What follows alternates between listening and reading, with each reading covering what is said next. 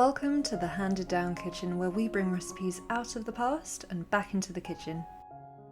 Not too long ago we went on our yearly late summer blackberry picking spree and managed to fill our basket full of wild blackberries, and since then we've been looking through our books for recipes to put them to good use. Today we'll be using them to make a 152-year-old Victorian recipe for Blackberry and Brandy jam.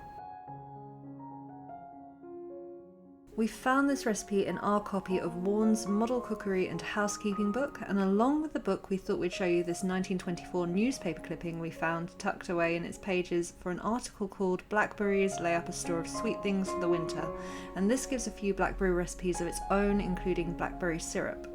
We actually used the blackberries we picked this time last year to make a 1930s recipe for a blackberry syrup, which lasted absolutely ages. If you want to have a go at it, we've put a link in the description box that'll take you to the recipe on our website. Anyway, back to the Victorian jam, and here it is in the Jams and Jellies chapter of our book, simply titled Blackberry Jam, and to make it you will need the following ingredients. Sugar, fully ripe blackberries, and some brandy. And when it comes to the amounts, the recipe says for every quart of blackberries, which is 950 grams, you will need 1 pound of sugar and 1 wine glass full of brandy. The very first instruction given in our recipe is to crush your fully ripe blackberries with a pound of the best loaf sugar that has been pounded very fine.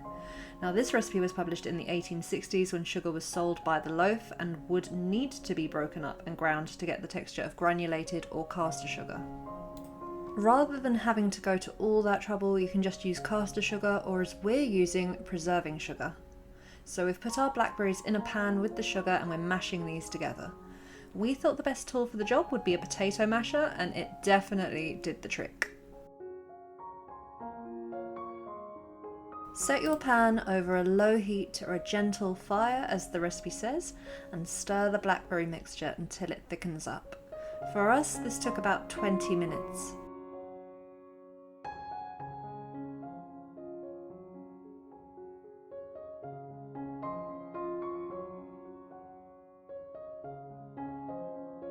Once it's thickened, pour in the brandy and then stir again for about a quarter of an hour.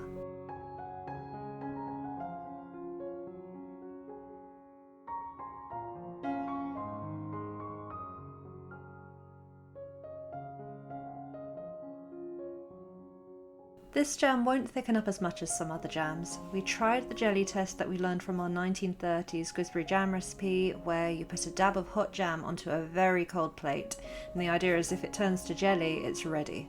This one does set a little, but not completely. Have your jam jars or pots ready. They must be completely bone dry, cleaned at least 1 day in advance of you making your jam, as any dampness can make the jam grow mouldy. And then pour your jam into the jar.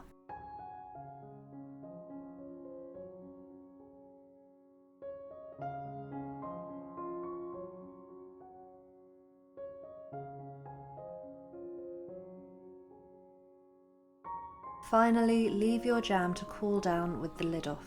It'll take a couple of hours to cool down and set completely. And what better way could there be to show off our Victorian blackberry and brandy jam than with one of these darlings? You can taste the brandy in the jam, but it's not too overpowering. It's a lovely, not too sweet jam, and the colour of it is so beautiful. If you've got some frozen blackberries hanging around in your freezer, this recipe will give them some purpose.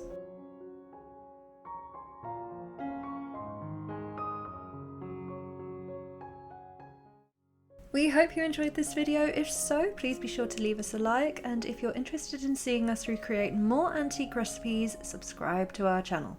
You can also find full instructions for this recipe and many more, including that blackberry syrup recipe I mentioned earlier, on our website, linked in the description box below.